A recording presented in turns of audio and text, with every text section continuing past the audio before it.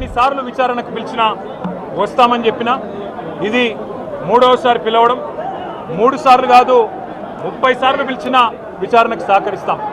మా మీద కేసులు బనాయించి మమ్మల్ని ఇబ్బంది పెట్టి కమిషన్లు వేసి మమ్మల్ని ఏదో ఇబ్బంది పెట్టినంత మాత్రాన, వేధించినంత మాత్రాన ప్రజల తరపున ప్రశ్నించడం బంద్ చేస్తామనుకుంటే అది కాంగ్రెస్ ప్రభుత్వం యొక్క అవివేకం, అజ్ఞానం అవుతుంది తప్ప నువ్వు ఒక్కసారి కాదు 100 సార్లు పిలిచినా వస్తా, 100 సార్లు నిజమే చెప్తా.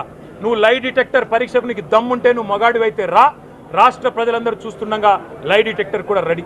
నువ్వు ఒక కేసు కాదు ఇంకో 1000 కేసులు పెట్టినా మేము ప్రశ్నించడం బంద్ చేయం. పౌరుషం వేరు, పొగరు వేరు.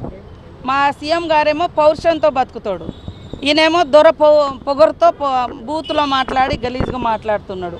ఎక్కడో చదివినా ఏదో ఉద్యోగం అంటాడు. మా సీఎం గారు అంటుండే అక్కడ పోయి ఇది అడిగిండి ఇది అడిగిండి అని. ఆ మాటలలో అదే కనబడుతుంది. కాబట్టి కక్ష సాధింపు ఏమున్నది, వాస్తవాలకు ప్రతిరూపంగా అది విచారణ జరుగుతుంది, దాని ప్రకారం ముందుకెళ్తారు అంతే. ఇవాళ కక్ష సాధింపు అయితే గవర్నమెంట్ వచ్చిన తెల్లారే తీసుకుపోయి వేయాల్సింది ఉండే. పద్ధతిగా ఒక విచారణ, దానికి ఒక టైము, దానికి సంబంధించిన ఆయా సంస్థలు చేస్తున్నటువంటి విచారణ.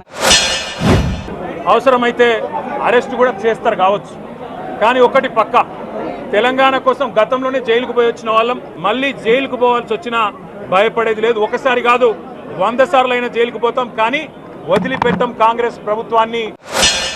ఆయనకు పాపం జైలుకు పోవాలని బాగా కుతూహలం ఉన్నట్టుంది. వాళ్ళ చెల్లె కూడా జైలుకు పోయొచ్చి యోగా చేసిన అది చేసిన, ఈయన కూడా అంటాను కదా యోగా చేసుకుంటా అని.